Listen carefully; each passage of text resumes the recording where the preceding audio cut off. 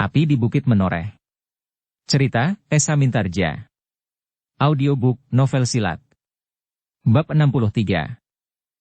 Wuranta tidak segera menangkap maksud Kiai Gringsing, sementara itu wajah Agung Sedayu pun menjadi kemerah-merahan. Angger Wuranta, berkata Kitanumetir itu selanjutnya. Ketahuilah, bahwa adik Swandaru yang bernama Sekar Mirah, sejak beberapa hari yang lalu telah hilang.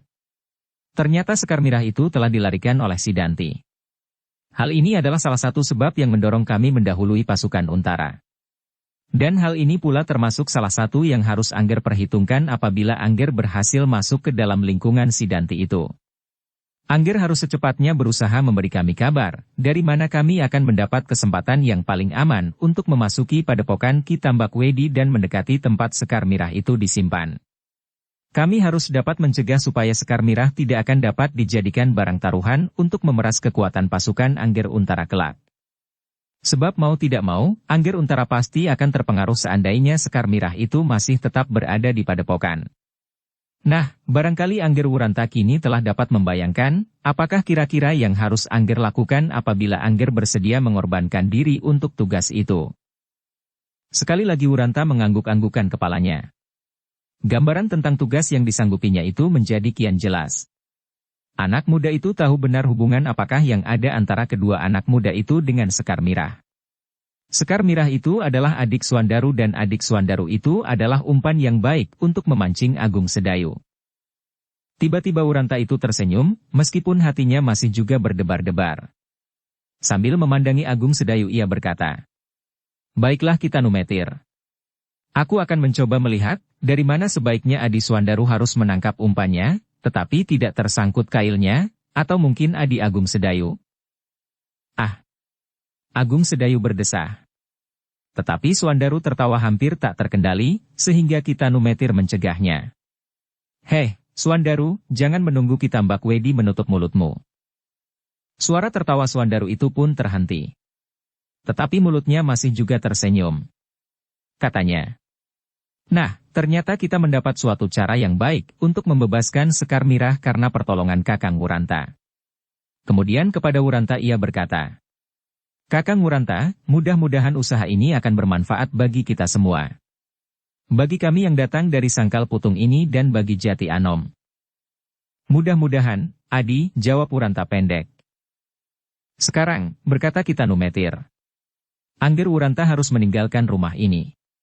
Usahakan supaya orang-orang lereng Merapi mencari Angger Agung Sedayu lewat halaman depan. Kau dapat berbuat seakan-akan kau menentangnya dengan mencegah orang-orang itu dengan tergesa-gesa memasuki halaman ini.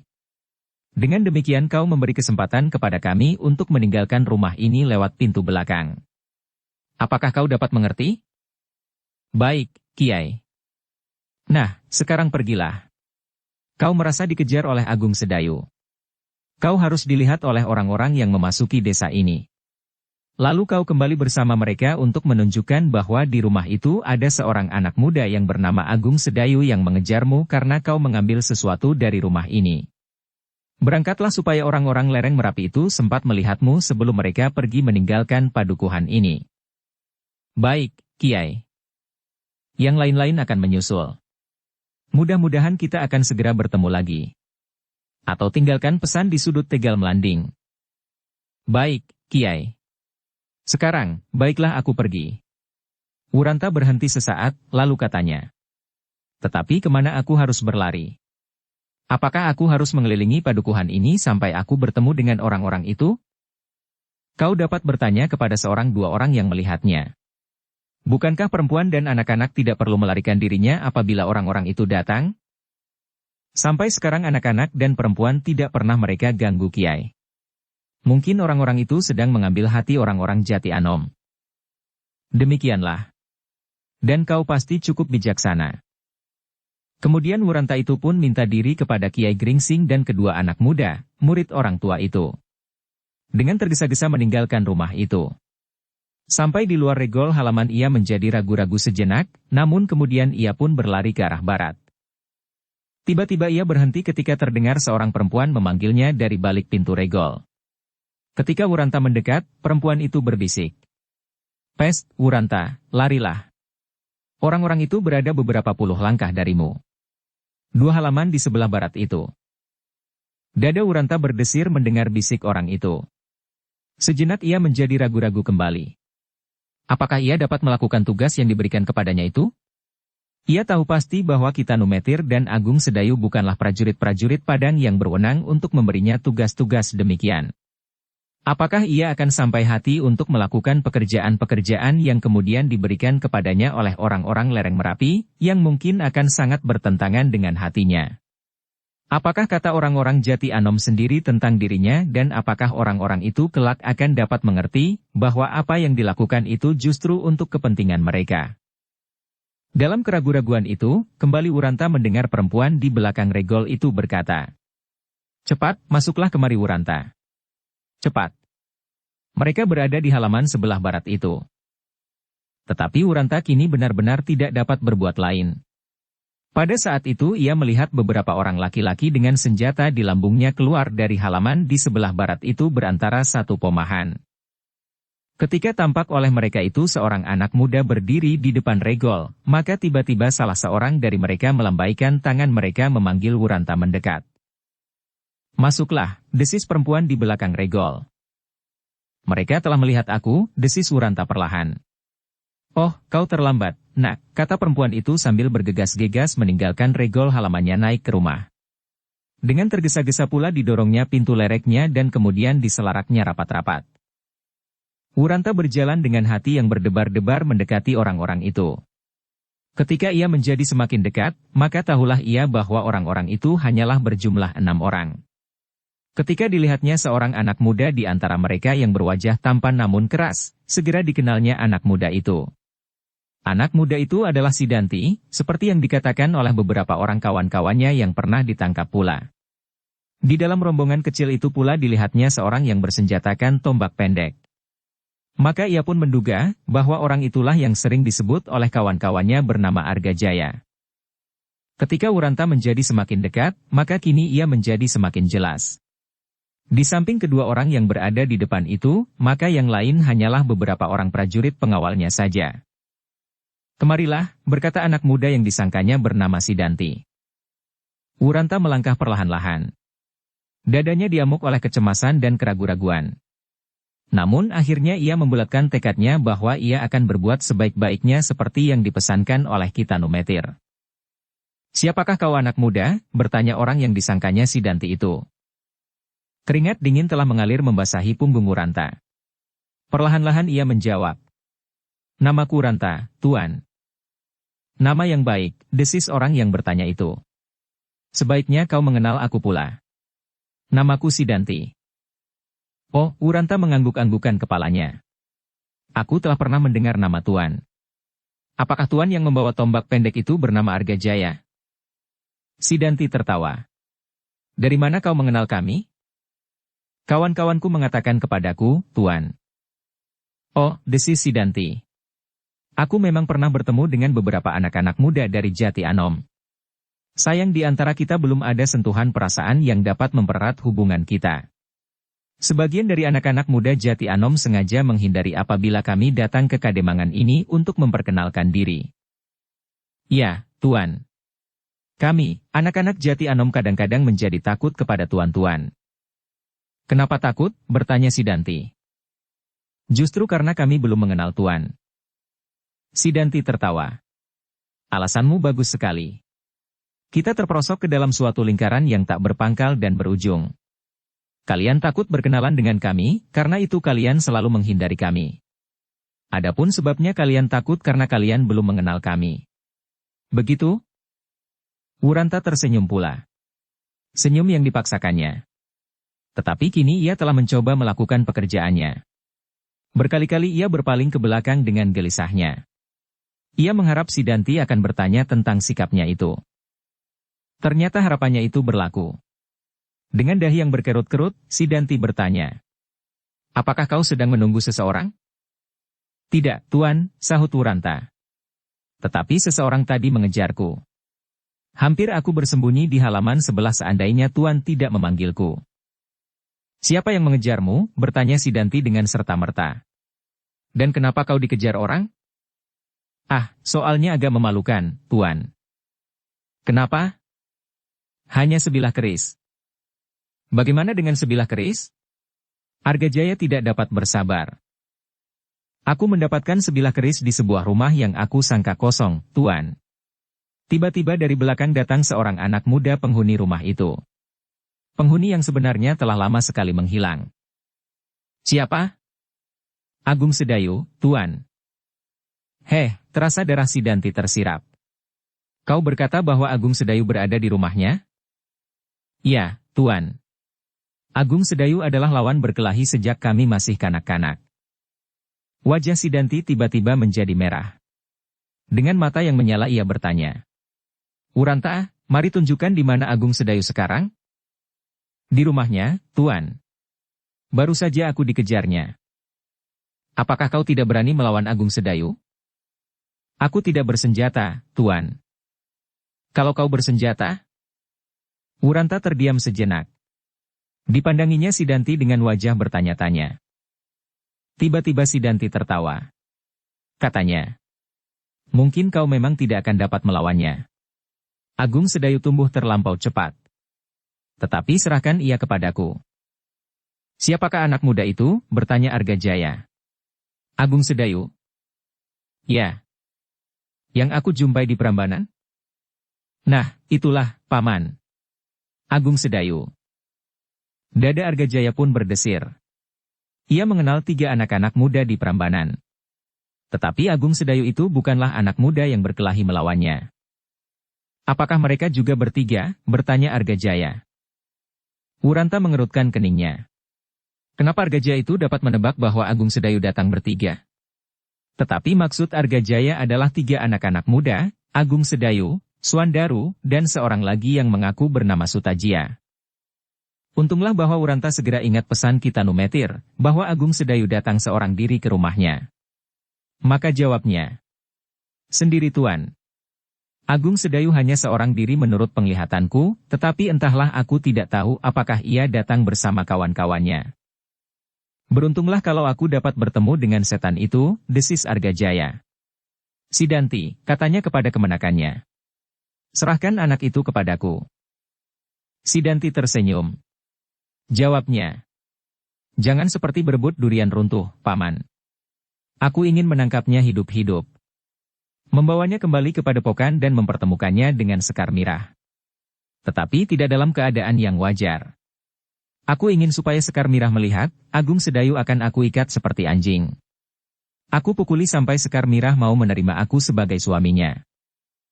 Kau terlampau mementingkan dirimu sendiri, Sidanti. Kau tidak mengingat bahwa kita berada dalam keadaan perang melawan Pajang. Persoalan-persoalan pribadi akan dapat mengganggu bagi persoalan-persoalan yang lebih penting. Sidanti masih saja tersenyum. Tetapi kini ia tidak dapat menjawab kata-kata pamannya. Kepada Wuranta ia berkata, ayo bawa aku kepadanya. Kalau kau berhasil menunjukkan di mana Agung Sedayu berada, maka kau akan mendapat keris yang kau kehendaki dan bukan itu saja. Mungkin kau mempunyai beberapa permintaan. Baik, Tuan, sahut Wuranta. Marilah, sebelum anak itu lari. Mereka pun kemudian berjalan beriringan dengan tergesa-gesa. Wuranta berjalan di paling depan dengan tegapnya. Sekali-kali ia meloncat berlari-lari seakan-akan ia benar-benar segera ingin melihat Agung Sedayu itu tertangkap. Di belakangnya, Sidanti dan Argajaya berjalan sambil memperhatikan Wuranta. Sambil tersenyum Sidanti berkata lirih. Lagatnya anak itu. Seakan-akan ia sendirilah yang akan menangkap Agung Sedayu. Ternyata ia lari pontang-panting ketika dikejarnya. Argajaya tidak menjawab. Tetapi dendamnya kepada Sutajia masih belum dapat dilupakannya, kalau nanti ia benar-benar bertemu dengan Agung Sedayu maka sekali lagi ia ingin minta kepada Sidanti agar menyerahkan anak muda itu kepadanya, sebagai pelepas dendamnya. Namun tiba-tiba di kepalanya melontar sebuah pertanyaan. Bagaimanakah kalau Sutajia itu kini bersama Agung Sedayu itu pula? Tanpa disengajanya ia berpaling. Di belakang berjalan 4 orang prajurit dengan senjata di lambungnya. Tetapi bagi Argajaya, 4 orang prajurit itu sama sekali tidak banyak berarti apabila mereka benar-benar bertemu dengan ketiga anak-anak muda yang ditemuinya di Prambanan. Semakin dekat mereka dengan regol halaman rumah Agung Sedayu, maka hati mereka pun menjadi semakin berdebar-debar. Wuranta menjadi cemas, apakah Agung Sedayu benar-benar akan berhasil melepaskan dirinya, sedang Sidanti dan Argajaya menjadi cemas kalau anak itu telah meninggalkan rumahnya.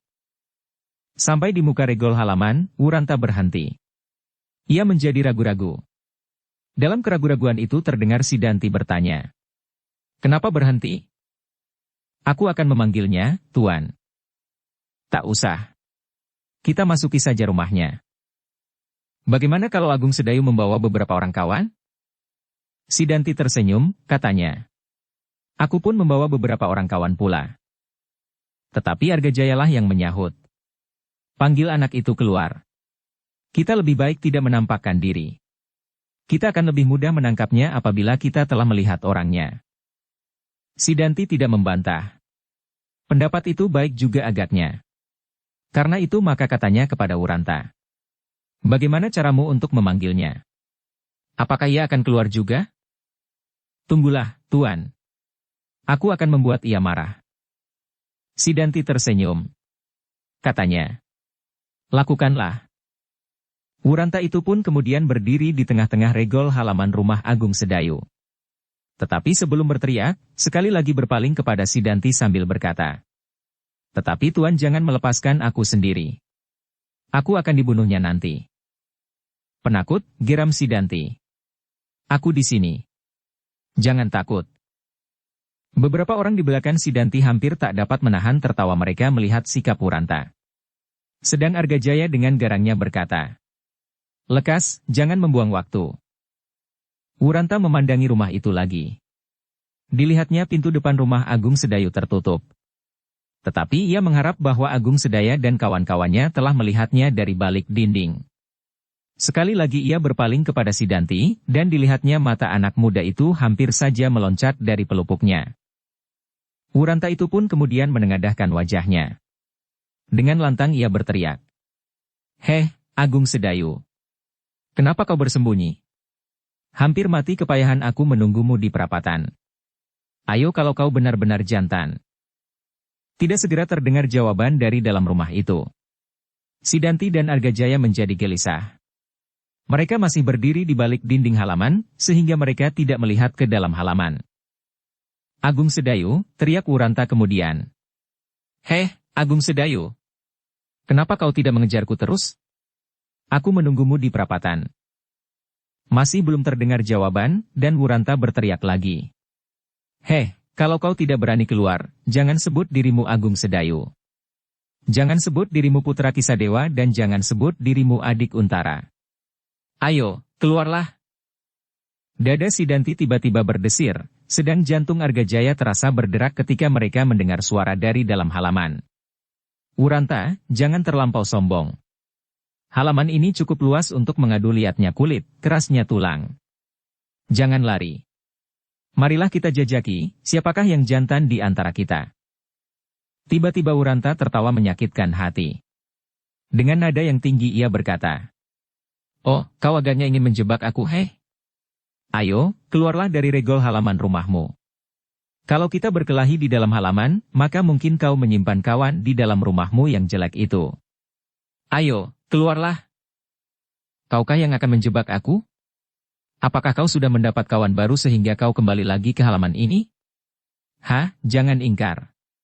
Aku melihat kau sekali-sekali berpaling. Siapakah kawanmu, heh? Persetan. Aku bukan pengecut. Ayo, kemarilah, sahut Wuranta. Namun dada Sidantilah yang tidak tahan lagi. Seakan-akan dana itu akan bengkak. Ia bukan pengecut yang hanya berani bersembunyi, kemudian menyerang lawannya dalam kelengahan. Karena itu, maka terdengar giginya gemeretak menahan diri. Ternyata Argajaya pun hampir-hampir tidak dapat menguasai perasaannya lagi. Dengan parau ia menggeram. Jangan bermain sembunyi-sembunyian. Ayolah Sidanti, kita selesaikan tikus itu. Sidanti tidak menunggu ajakan berikutnya. Cepat ia meloncat dari balik dinding regol hampir bersamaan dengan Argajaya. Agung Sedayu, teriak Sidanti. Kita bertemu kembali. Apakah kau memang mencari aku? Oh, sahut Agung Sedayu. Kaukah itu Sidanti? Dan yang satu itu bukankah pamanmu yang bernama Argajaya? Apakah kau datang bersama gurumu Ki Tambakwedi? Kata-kata itu terasa seperti bara api menyentuh telinga Sidanti. Dengan gigi gemeretak ia menjawab. Agung Sedayu. Jangan merasa dirimu jantan sendiri. Aku bersedia untuk sekali lagi melakukan perang tanding dengan jujur. Ayo, turunlah. Kita berhadapan sebagai laki-laki. Terdengar Agung Sedayu tertawa. Nadanya menyakitkan hati. Katanya. Wuranta, itukah minta serayamu? Jangan hanya berbicara, sahut Wuranta. Sekarang kau sudah berhadapan dengan lawanmu. Pengecut. Agaknya kau hanya berani bersembunyi di balik punggungnya. Jangan menghina Wuranta. Aku terpengaruh oleh keadaan, karena aku berada di dalam rumahmu tanpa izinmu. Jawab Wuranta. Sidanti hampir tidak sabar lagi mendengar percakapan yang tidak ada ujung pangkalnya, sekali lagi ia membentak. Sedayu, ayo, kita mulai. Agung Sedayu terdiam. Tampaklah wajahnya menjadi tegang. Keringat dingin mengalir dari keningnya. Ia mendapat pesan dari gurunya, untuk kepentingan yang lebih besar, ia harus menghindari perkelahian kali ini. Ia harus masuk ke dalam rumahnya dan lari bersama-sama lewat pintu belakang dan meloncati dinding halaman belakang. Tetapi ketika ia melihat Sidanti telah berdiri di hadapannya, tiba-tiba darahnya menggelegak.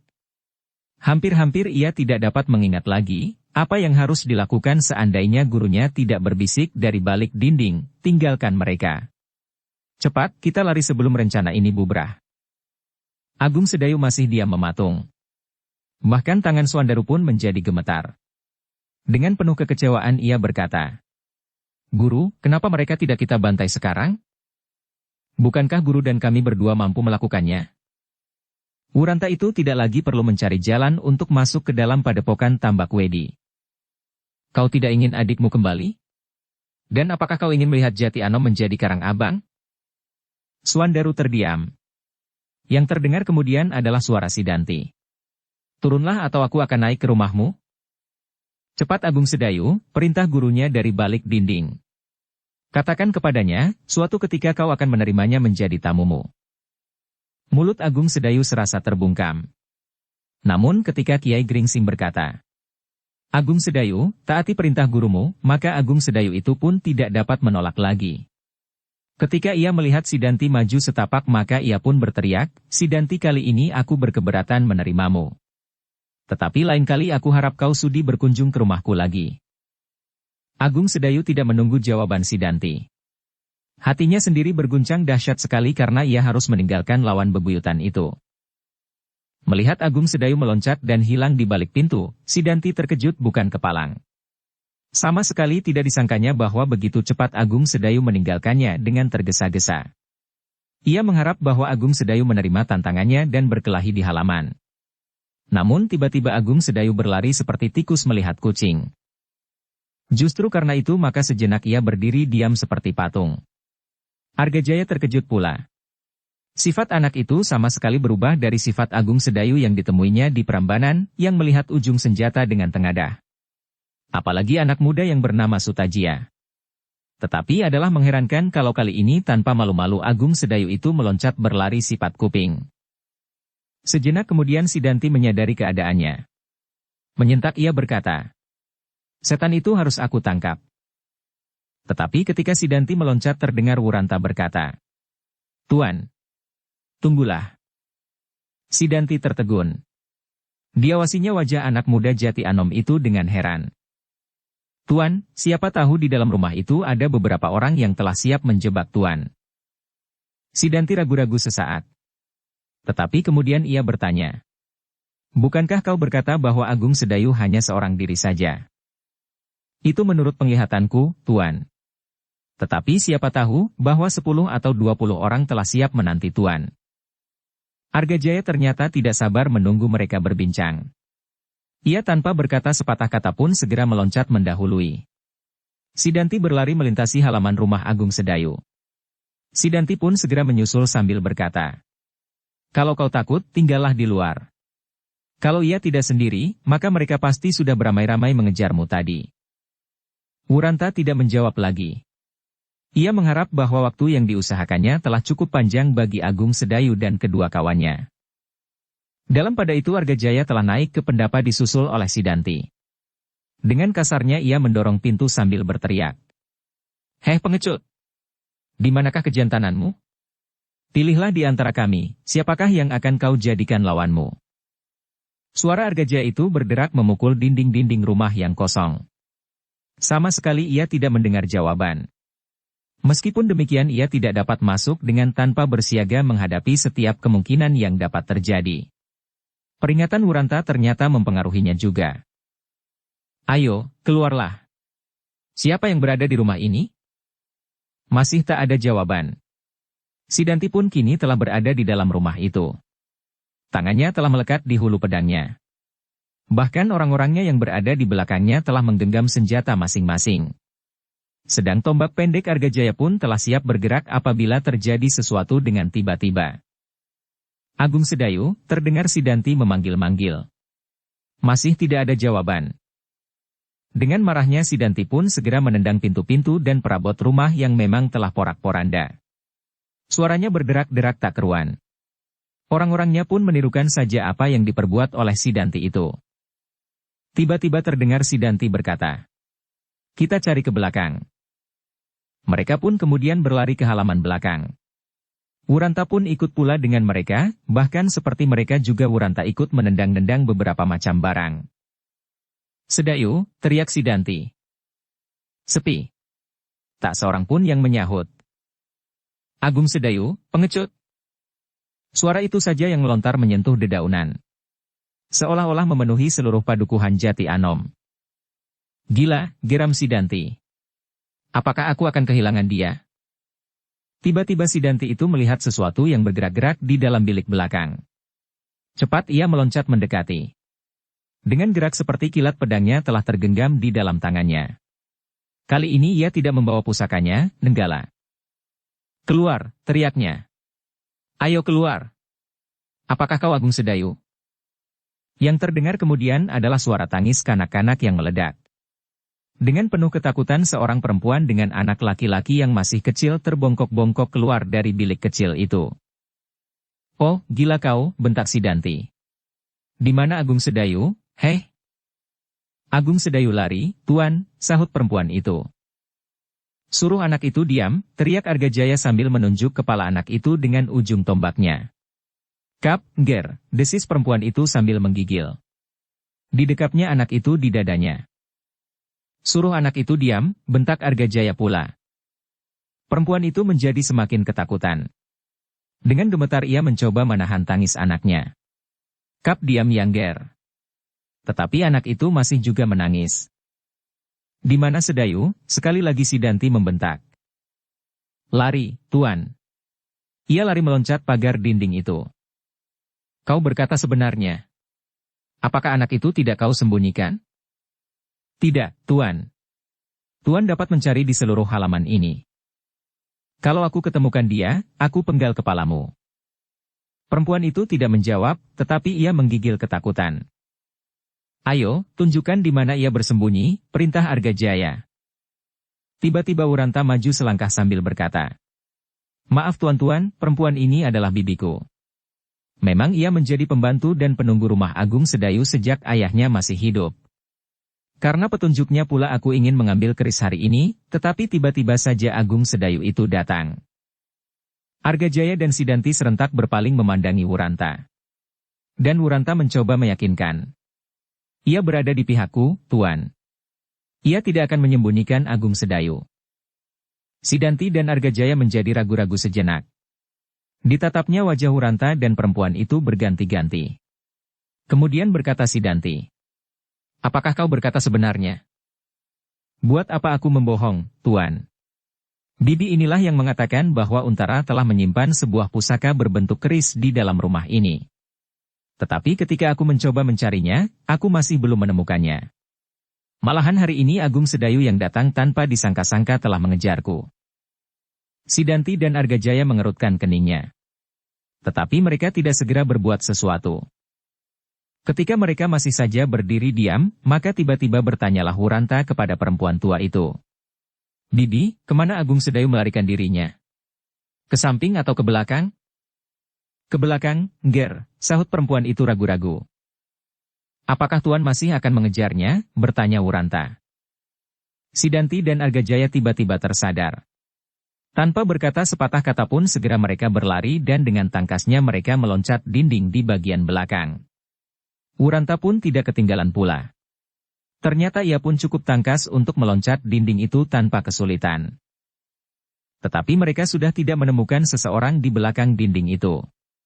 Meskipun demikian mereka masih mencoba mencarinya ke sekitar halaman rumah Agung Sedayu, bahkan sampai ke halaman rumah tetangga-tetangganya.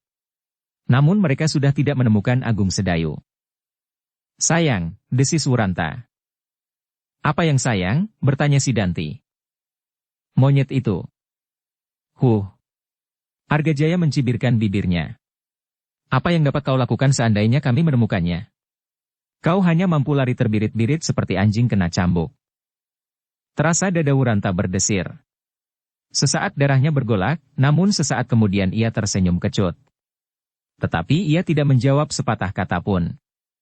Meskipun demikian, terasa alangkah menyakitkan kata-kata Argajaya itu.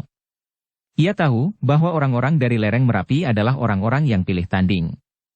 Bahkan anak muda yang bernama Sidanti itu memiliki kemampuan bertempur yang hampir di luar kemampuan prajurit biasa. Argajaya itu adalah pemimpin yang agaknya disegani juga. Tetapi untuk mendengarkan hinaan dari mereka terasa telinganya menjadi sakit juga. Meskipun demikian Wuranta harus menahan diri. Ia sedang melakukan tugas yang sangat berat. Karena itu ia harus dapat mengorbankan perasaannya dan bahkan harga dirinya. Pekerjaan yang tidak menyenangkan, ia berdesah di dalam hatinya. Namun sedikit banyak terasa olehnya, bahwa orang-orang lereng Merapi sampai saat itu tidak mencurigainya. Pekerjaannya kini tinggallah mencari kepercayaan yang lebih besar dan berusaha untuk turut serta ke sarang mereka. Setelah mereka tidak dapat menemukan jejak Agung Sedayu, maka Sidanti kemudian berkata, "Apakah yang harus kita lakukan kini, Paman?" Argajaya tidak segera menjawab. Diawasinya wajah Wuranta yang kemudian berpaling.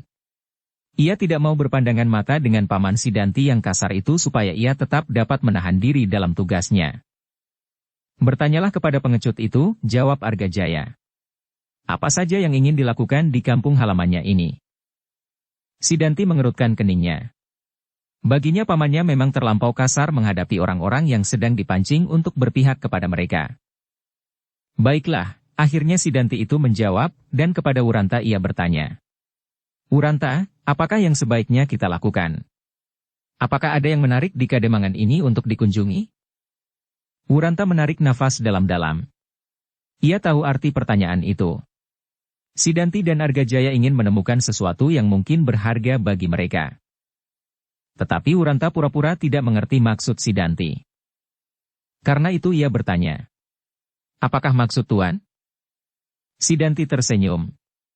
Kemudian katanya, apakah kau tahu, di mana kami mendapat sesuatu yang dapat disumbangkan untuk perjuangan kami melawan ketamakan orang-orang Pajang? Pusaka misalnya atau perhiasan untuk menambah bekal? Di rumah Agung Sedayu ada pusaka, Tuan, tetapi beberapa hari aku sudah mencarinya, namun belum juga ketemu. Bodoh kau, bentak Argajaya. Apakah kau tahu, di mana ada orang-orang kaya di Kademangan ini? Oh, desis Wuranta. Sekali lagi telinganya menjadi pedih. Tetapi Tuan, rumah-rumah itu telah pernah Tuan kunjungi. Mata Argajaya terbelalak karenanya. Hampir ia mengumpat sejadi-jadinya. Tetapi Sidantilah yang mendahului sambil tertawa. Baik. Memang barangkali kau benar. Hampir setiap rumah yang cukup menarik telah kami kunjungi. Lalu barangkali kau mempunyai pertimbangan lain? Wuranta menggelengkan kepalanya. Selain harta benda apakah yang dapat kau sumbangkan? Bertanya Sidanti. Apakah maksud Tuan? Sidanti tidak meneruskan kata-katanya. Tetapi sambil tersenyum ia berkata. Ah, hari telah siang. Apakah kita sudah cukup, Paman? Lalu anak ini, berkata Argajaya sambil menunjuk kepada Wuranta. Sebelum Sidanti menjawab Wuranta telah mendahului. Apakah Tuan akan segera kembali naik ke lereng Merapi? Aku menjadi takut Tuan apabila nanti Agung Sedayu datang kembali. Sidanti tersenyum melihat Wuranta yang kecemasan itu, katanya. Lalu? Apa yang kau kehendaki? Wuranta tidak segera menjawab. Ditatapnya wajah kedua pemimpin dari lereng Merapi itu berganti-ganti. Namun agaknya Argajaya tidak begitu senang melihat sikapnya. Maka katanya, "Kenapa kau bertanya kepadanya? Biarkan saja, apa yang akan dilakukannya?" Sekali lagi Sidanti tersenyum. Betapapun dadanya bergolak karena lepasnya Agung Sedayu, namun terhadap anak muda Jati Anom ini ia ingin bersikap baik, sebagai permulaan dari hubungannya dengan anak-anak muda di Kademangan ini.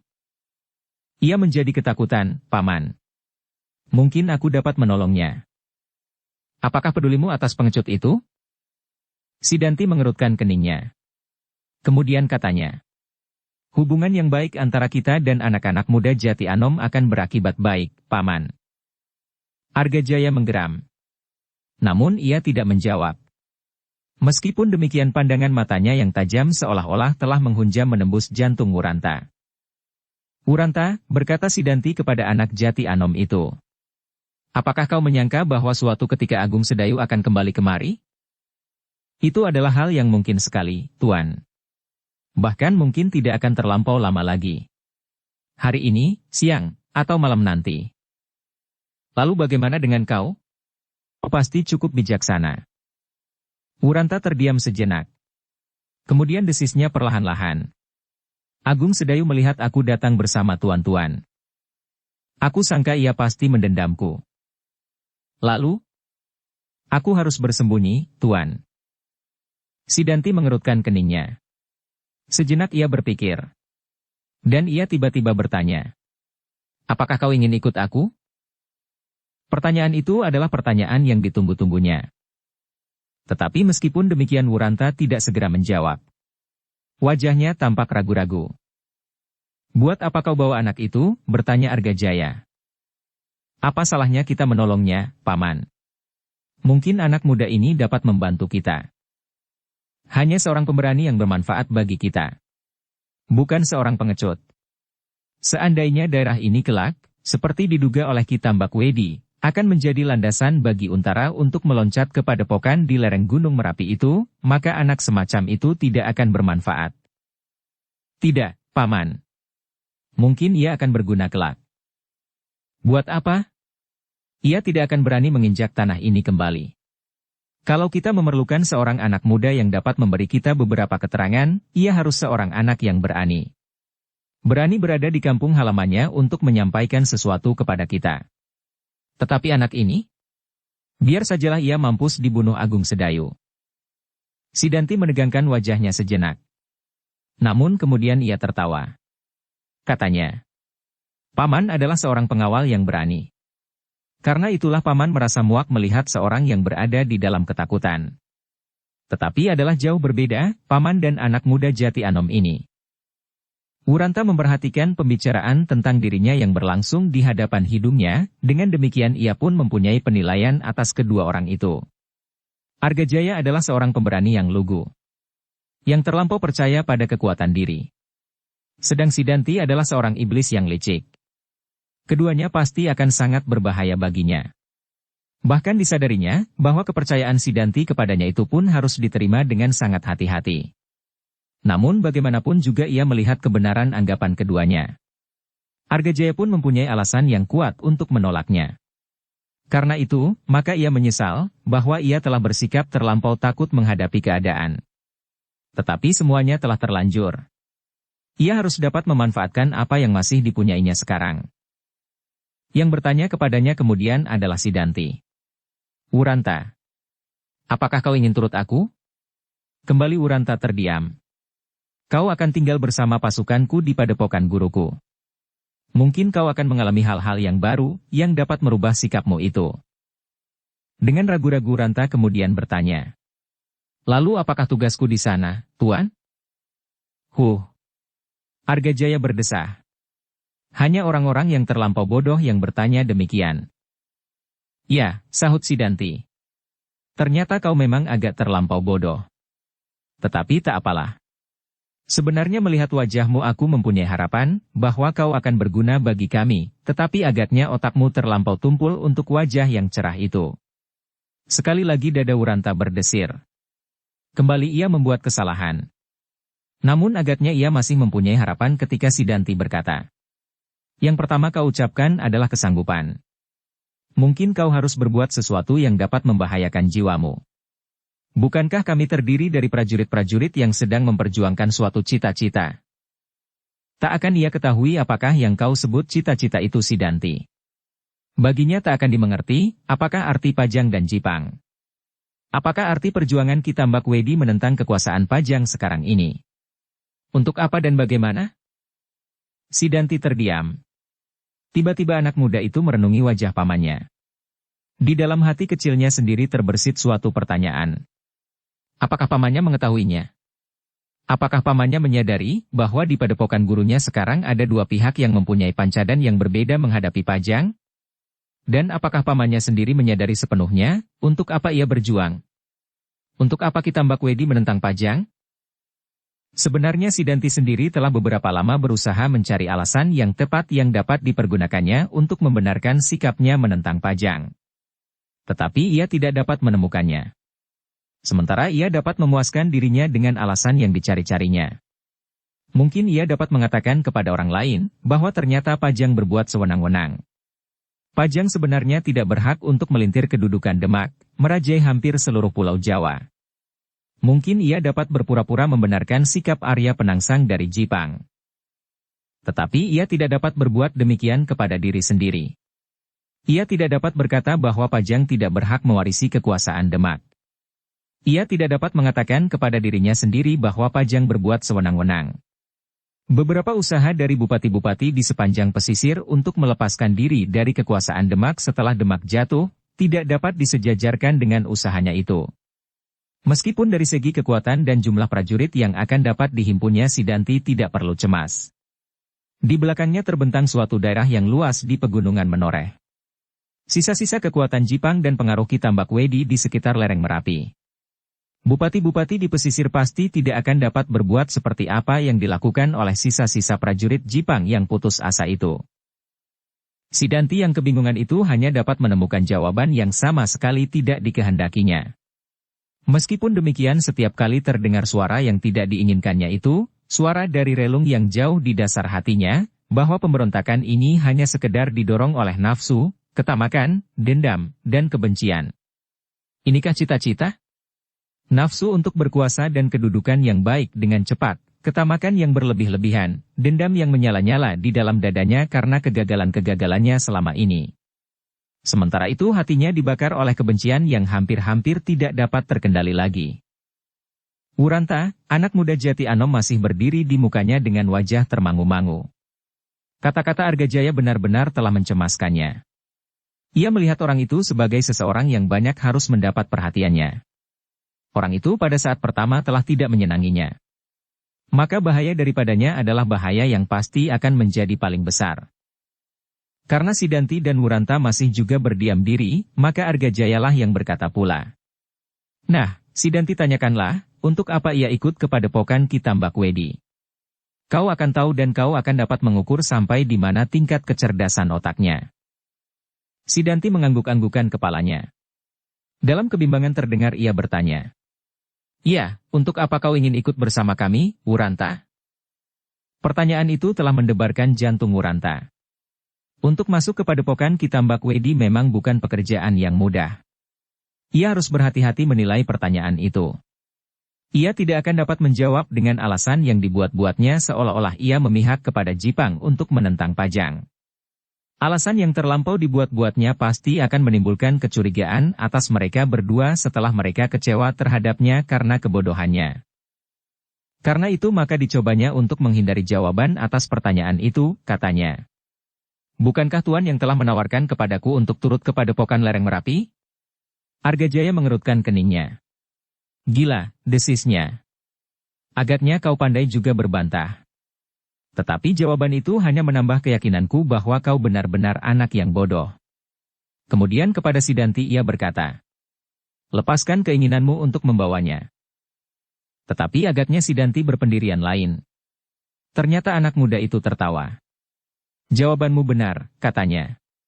Memang akulah yang telah menawarkan kepadamu apakah kau ingin turut dengan aku ke lereng Merapi.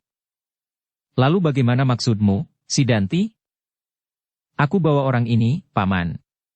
Mungkin justru kebodohannya itu akan dapat membantu kami dalam beberapa kepentingan yang sesuai dengan sifatnya itu. Terserahlah kepadamu, Sidanti. Mungkin juga ia dapat membantu mengambil air di pancuran atau memanjat kelapa di kebun-kebun. Sidanti mengangguk-angguk sambil berkata, "Mungkin, Paman, tetapi mungkin juga untuk kepentingan yang lain." Argajaya tidak mau berdebat lagi dengan kemenakannya. Ia merasa bahwa Sidanti lebih banyak berwenang daripadanya. Karena itu maka katanya kemudian, "Aku akan kembali." "Baiklah, Paman. Kita kembali ke Padepokan." Kemudian kepada orang-orangnya ia berkata, "Kita kembali sekarang." Argajaya tidak menunggu mereka. Segera ia melangkahkan kakinya mendahului berjalan ke arah barat, memunggungi matahari yang sedang memanjat lebih tinggi menghadap lereng Merapi yang ujungnya menjadi kemerah-merahan seperti sedang terbakar. Dari mulutnya mengepul asap yang putih, membumbung tinggi, namun kemudian menghambur karena sentuhan angin pagi. Orang-orang Sidanti itu pun kemudian berjalan pula menyusul Argajaya di belakangnya, sedang Sidanti berjalan paling belakang bersama Wuranta. Ketika mereka meninggalkan telatah Jati Anom maka bertanyalah Sidanti, "Kau benar-benar ingin meninggalkan kampung halamanmu?" Wuranta memandangi wajah Sidanti dengan heran. Dengan hati-hati ia bertanya, "Kenapa meninggalkan, Tuan? Apakah aku kelak tidak akan dapat kembali lagi?" "Tentu. Kau tentu akan kembali. Bahkan hari ini kau dapat juga kembali ke Kademangan ini." Wuranta heran mendengar jawaban Sidanti itu. Hari ini ia dapat kembali ke Kademangan Jati Anom, apakah maksudnya? Tetapi ia tidak segera menjawab atau bertanya. Ia menunggu Sidanti itu menyatakan maksudnya.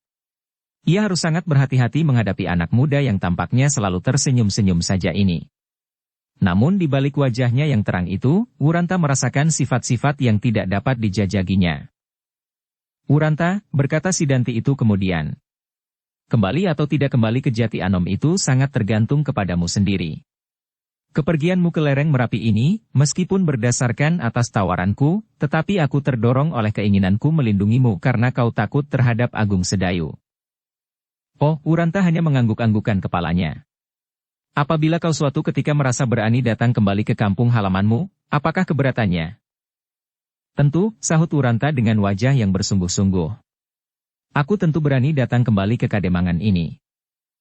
"Kenapa kau sekarang takut kami tinggalkan?" "Aku dapat kembali di malam hari, Tuan. Meskipun seandainya Agung Sedayu ada di rumahnya, maka aku akan dapat memilih jalan yang tak mungkin dilihatnya. Meskipun kami sama-sama anak Jati Anom, namun beberapa bulan terakhir Agung Sedayu tidak ada di rumah. Ia tidak melihat keadaan terakhir dari kampung halamannya, sehingga sudah tentu aku lebih mengenalnya, apalagi di malam hari dan lebih-lebih lagi apabila aku bersenjata seperti Agung Sedayu." "Kau ingin membawa pedang seperti aku?" "Aku memang pernah belajar bermain pedang." "Siapakah yang mengajarimu?" Wuranta mengerutkan keningnya. Namun kemudian ia berkata, "Justru ayah Agung Sedayu semasa hidupnya." "Kisadewa?" Sidanti terkejut. Wuranta mengangguk. "Jadi kau murid Kisadewa?" Kau mengangguk-anggukan kepalanya. "Tidak sepenuhnya, Tuan. Aku belum menjadi muridnya. Kisadewa agaknya ingin melihat apakah aku mampu menjadi muridnya. Tetapi sampai saat meninggalnya, aku tidak pernah dijadikannya muridnya. Mungkin pengaruh yang demikian itulah yang menyebabkan aku takut terhadap anak-anak Kisadewa. Apalagi dengan Untara. Kalau ia yang datang dengan tiba-tiba saat ini, mungkin aku sudah mati membeku." Sidanti mengerutkan keningnya. Tiba-tiba ia mempunyai penilaian yang agak berbeda terhadap Wuranta yang disangkanya sekedar anak yang terlampau bodoh. Mungkin otak anak muda itu memang tidak terlampau baik sehingga Kisadewa tidak meneruskan maksudnya untuk menuntun anak itu, apalagi menjadikan muridnya. Tetapi mungkin pula karena sebab-sebab lain. Kali ini Wuranta berusaha untuk mencuri pusaka yang terdapat di dalam rumah Agung Sedayu. Mudah-mudahan sifat anak itu tidak terlalu baik. Dengan demikian aku akan dapat mempergunakannya untuk kepentingan yang barangkali sesuai dengan sifatnya yang tidak baik itu, pikir Sidanti sambil melangkahkan kakinya di samping Wuranta. Tiba-tiba Sidanti itu bertanya, "Kalau kau membawa pedang apakah kau berani melawan Agung Sedayu seorang melawan seorang?" Wuranta terdiam sejenak. Sekali lagi ia membuat penilaian atas pertanyaan-pertanyaan Sidanti. Dan kali ini ia menjawab. Sebenarnya belum tentu aku dapat dikalahkan, Tuan. Tetapi aku merasa bahwa Agung Sedayu adalah anak Kisadewa. Sebenarnya aku tidak hanya belajar kepada Kisadewa sendiri, Tuan. Aku juga belajar kepada tetangga-tetangga yang lain, bahkan anak-anak muda di Jati Anom ini menganggap aku melampaui diri mereka. Tak ada seorang pun yang berani melawan aku berkelahi. Bagaimana dengan Untara dan Agung Sedayu? Oh, Wuranta menelan ludahnya. Ia harus memainkan peranannya, cukup baik. Kalau tidak, anak muda yang dihadapi itu agaknya cukup tajam untuk menangkap kesalahan-kesalahan yang kecil sekalipun. Keduanya itu terkecuali, Tuan. Sidanti tersenyum. Ia mendapat kesan baru pada anak muda Jati Anom itu. Dan ia tidak menyembunyikan kesannya. Katanya, kau anak muda yang sombong. Tetapi aku tidak yakin bahwa kau dapat memenuhi 1/10 dari kata-katamu itu. Kenapa, Tuan? Sahut Wuranta dengan tiba-tiba sehingga langkahnya terhenti. Kenapa tidak? Kau berani kembali ke Jati Anom sekarang? Oh, Wuranta terdiam. Sementara itu Sidanti tertawa. Jangan sekarang, Tuan. Sementara itu Sidanti tertawa. Baik. Nanti malam? Tentu, Tuan, apakah sebabnya aku tidak berani? Wuranta, berkata Sidanti. Kau akan menjadi kawanku yang terpercaya kalau kau dapat melakukan pekerjaan yang akan aku berikan kepadamu. Pekerjaan apakah itu, Tuan? Tidak terlalu sulit. Kau hanya akan mondar-mandir saja. Dari padepokanku ke Jati Anom dan sebaliknya. Untuk apa, Tuan? Perintah Argajaya. Apakah anak-anak muda di Jati Anom menaruh kepercayaan kepadamu?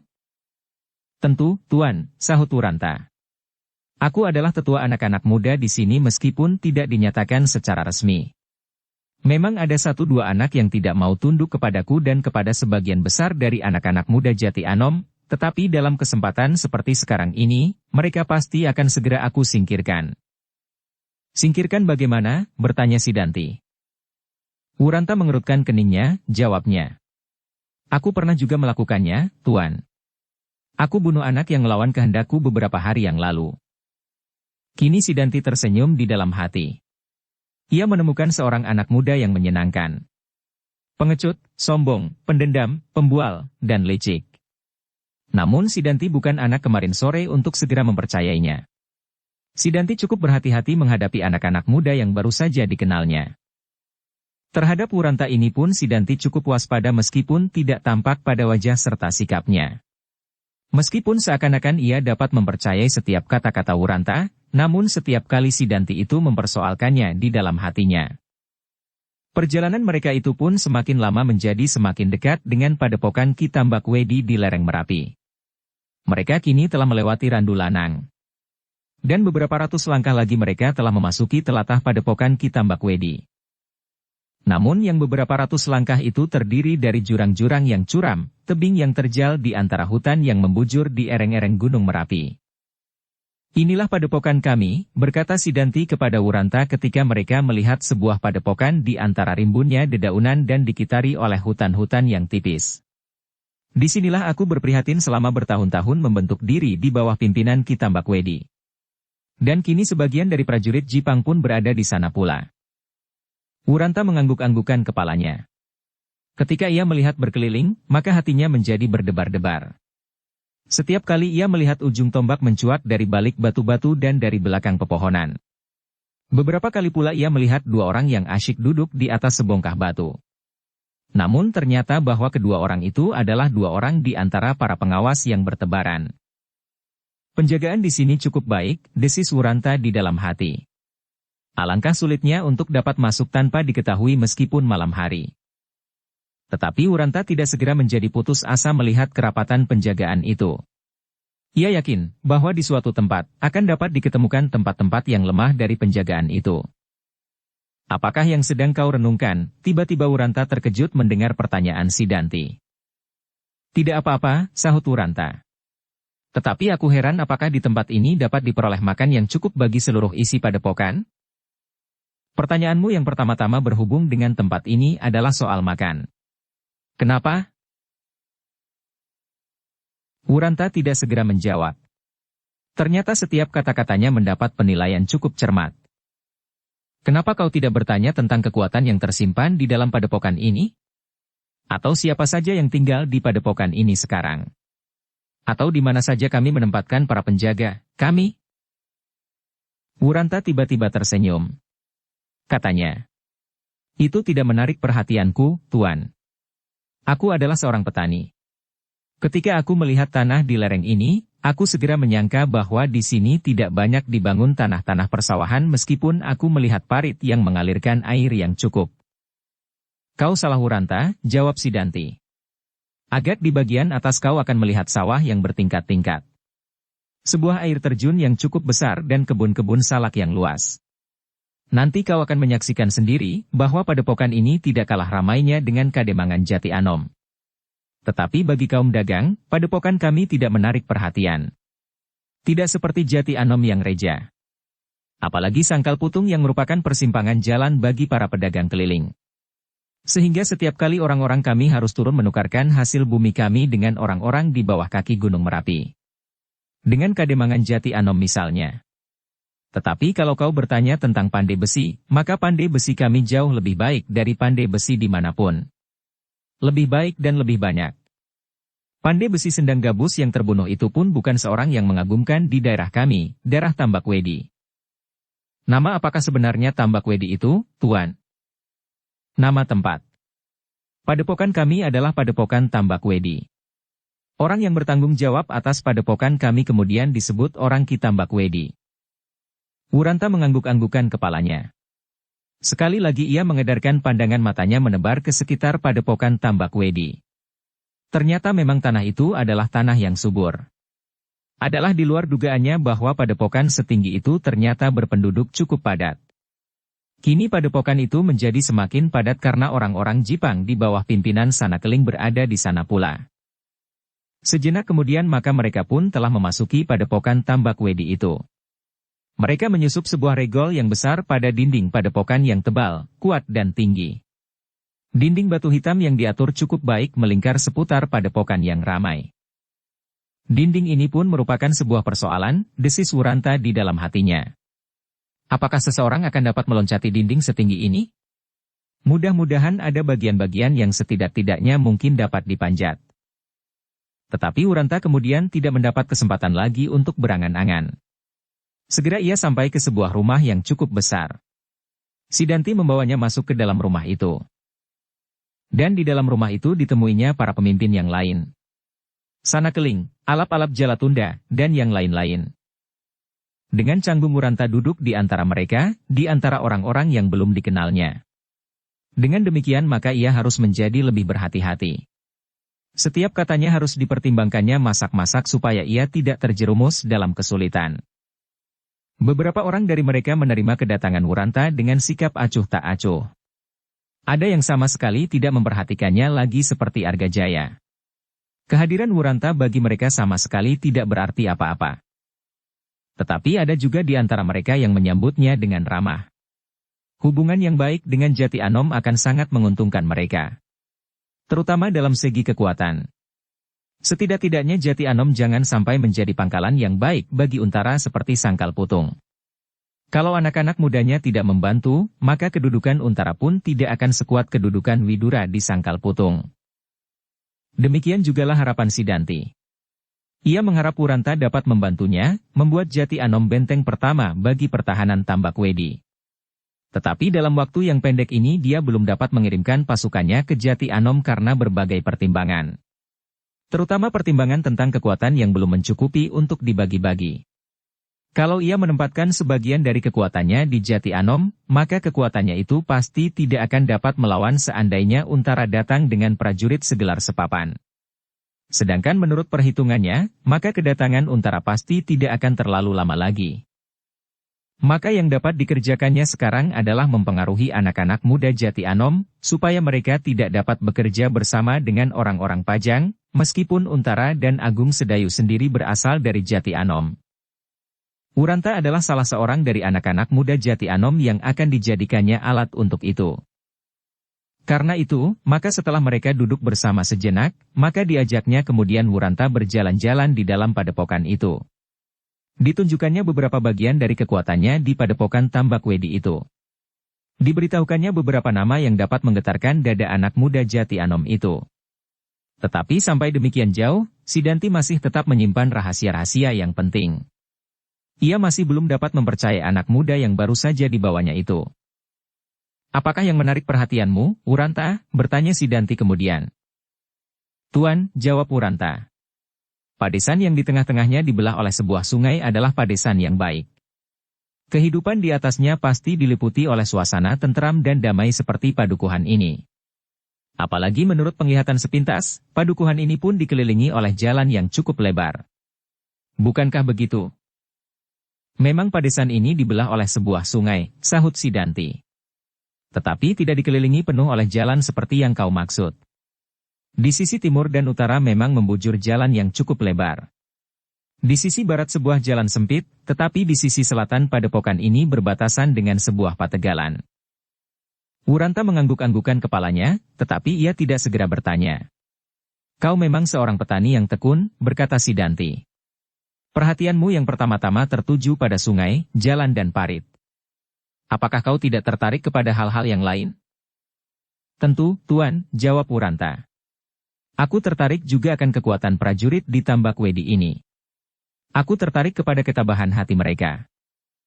"Apakah kau tidak ingin menjadi seorang prajurit? Bukankah kau sudah pernah belajar bermain pedang?" "Tentu, Tuan, aku ingin menjadi seorang prajurit yang baik." "Seperti Tuan, misalnya." Sidanti tertawa. "Kau pasti akan dapat menjadi seorang prajurit yang baik." Wuranta tertawa pula. Katanya, "Tuan berolok-olok." Sidanti masih juga tertawa, tetapi ia tidak menjawab kata-kata Wuranta itu. Sejenak ia berdiam diri sambil melangkah mengelilingi padepokannya yang cukup luas. Setiap kali mereka bertemu dengan beberapa orang laki-laki yang garang dengan pedang di lambung masing-masing. Desah Wuranta di dalam hatinya. Padukuhan ini penuh dengan senjata yang siap menyambut pasukan Pajang apabila mereka datang kemari. Alangkah sulitnya untuk mencapai padepokan ini. Di antara ceruk-ceruk jurang dan tebing, pasukan Tambak Wedi mendapat kesempatan yang cukup banyak untuk menyambut pasukan Pajang apabila mereka merayap naik. "Wuranta," tiba-tiba Sidanti berkata, "kau dapat mencoba membantu kami apabila kau mau. Tetapi kau harus yakin bahwa kami akan dapat mengenyahkan kekuasaan Pajang, setidak-tidaknya untuk sementara dari telatah di sekitar Gunung Merapi. Pengaruh Ki Tambak Wedi cukup luas di sini. Sekarang baru dihimpunnya orang-orang yang percaya kepada kekuatannya. Orang-orang dari segenap sudut daerah ini.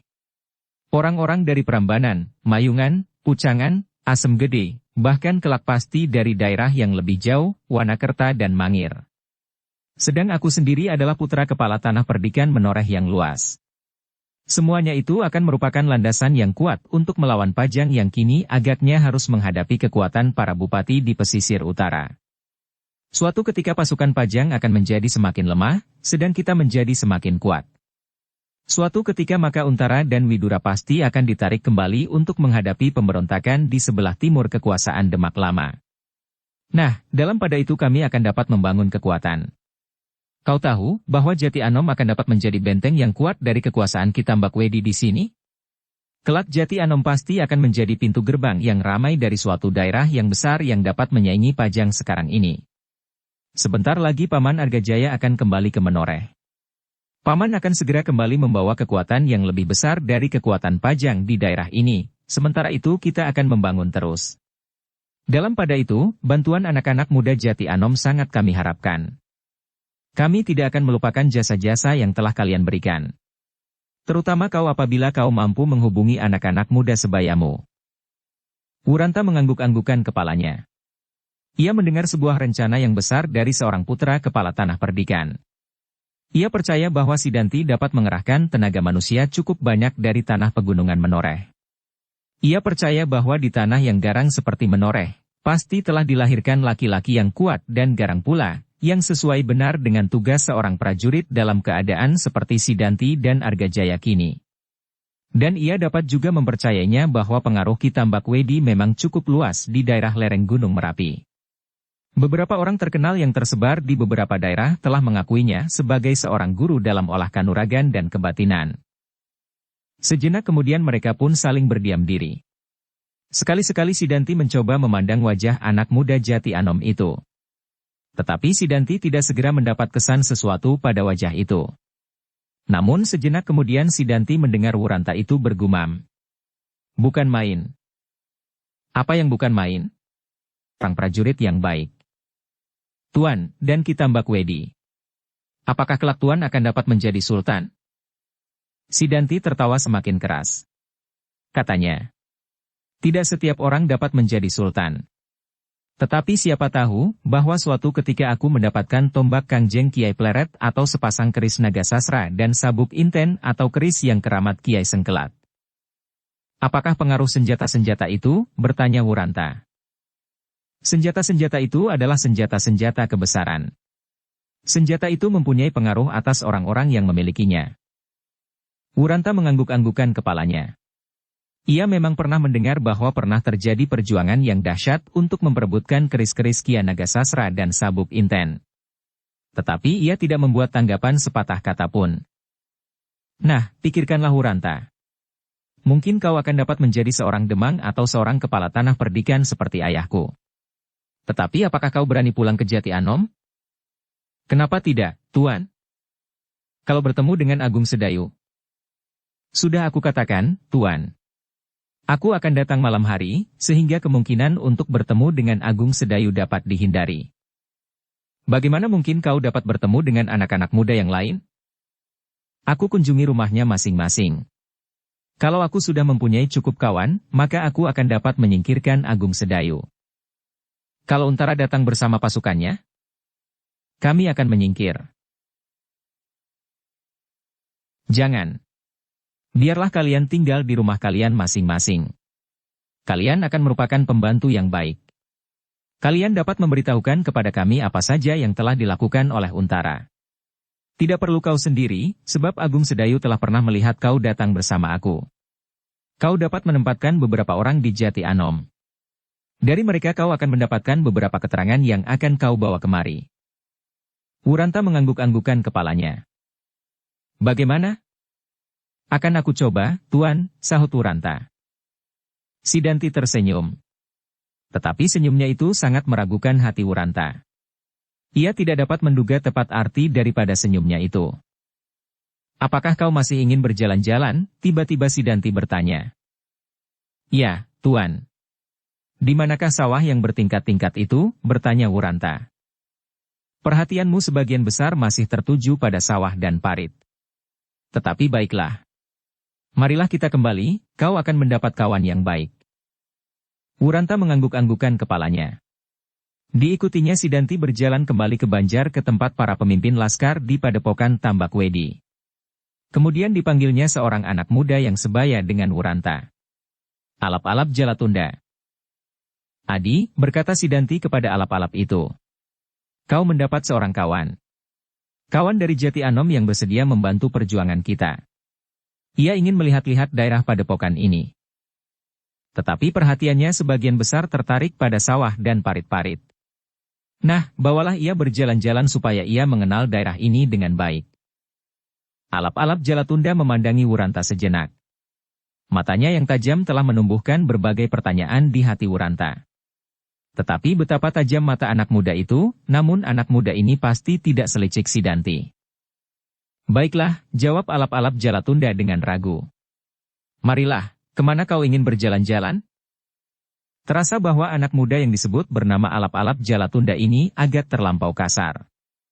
Namun Wuranta tidak akan dapat menolaknya. Pergilah, dan bawalah kemana kau suka, berkata Sidanti kemudian. Keduanya pun kemudian melangkah keluar. Tetapi belum lagi mereka meninggalkan halaman, terdengar Sidanti memanggil alap-alap Jalatunda. Ketika mereka sudah berhadapan di muka pintu, maka Sidanti pun berbisik perlahan. Jangan kau anggap anak muda itu seperti seekor kelinci yang bodoh. Ternyata ia cerdik melampaui kancil. Awasi dan ingat-ingat apa saja yang ingin dilihatnya. Tiba-tiba alap-alap Jalatunda tersenyum. Apakah maksudmu, aku harus menyelesaikannya dan melemparkannya ke sawah atau ke sungai? Jangan. Kita harus mendapatkan kepastian, apakah ia dapat kita pergunakan atau tidak. Kembali alap-alap Jalatunda tersenyum. Katanya. Hanya itu pesanmu? Ya, dan tumbuhkan kekagumannya atas kekuatan kita. Alap-alap Jalatunda pun kemudian membawa Wuranta berjalan berkeliling padepokan. Seperti yang dikatakannya, Wuranta ingin melihat sawah yang bertingkat-tingkat dan parit yang membelah sawah dan padepokan mereka. Tetapi hampir seluruh padepokan dijelajahinya, namun belum juga ditemukannya apa yang dicari. Jalan untuk memasuki padepokan itu. Aku tidak boleh tergesa-gesa, katanya di dalam hati. Kalau mereka mencurigai aku, maka selesailah tugasku. Mungkin kepalaku besok akan ditemukan oleh Agung Sedayu di muka rumahnya. Akhirnya mereka pun kembali ke tempat para pemimpin. Kembali Wuranta duduk dengan kaku di tengah-tengah orang yang belum begitu dikenalnya. Sementara itu ia mendengar Sidanti berkata, Wuranta, kau akan segera menerima tugasmu setelah kau sehari berada di antara kita. Tugas yang masih sangat ringan. Malam nanti kau harus turun kembali ke Jati Anom. Lihat apakah yang terjadi di sana, dan coba lihat, apakah Agung Sedayu masih di sana pula. Wuranta menjadi berdebar-debar mendengar perintah itu. Ia tidak dapat meraba tepat maksud Sidanti. Ia melihat anak muda itu tersenyum. Dan senyumnya memancarkan 1001 macam kemungkinan. Karena Wuranta tidak segera menjawab, maka berkatalah Sidanti. Bagaimana, apakah kau sanggup melakukannya? Kau tidak perlu takut terhadap siapapun. Kau harus belajar berani menghadapi bahaya apabila kau benar-benar ingin menjadi seorang prajurit yang baik. Kau dapat mengatakan kepada kawan-kawanmu di Jati Anom tentang apa yang kau lihat di sini. Kekuatan Tambak Wedi tidak akan dapat digoyahkan hanya oleh kekuatan Untara. Kalau seluruh prajurit Pajang di sepanjang pantai utara dan di seluruh daerah Bangwetan ditarik, mungkin Tambak Wedi dapat bedah. Itu pun baru suatu kemungkinan. Apalagi sebentar lagi kalau prajurit dari Menoreh sudah datang. Maka tidak akan ada kekuatan yang dapat memasuki daerah Tambak Wedi. Semuanya pasti akan hancur selagi mereka mencoba memanjat tebing Gunung Merapi ini. Bersambung ke bab 64.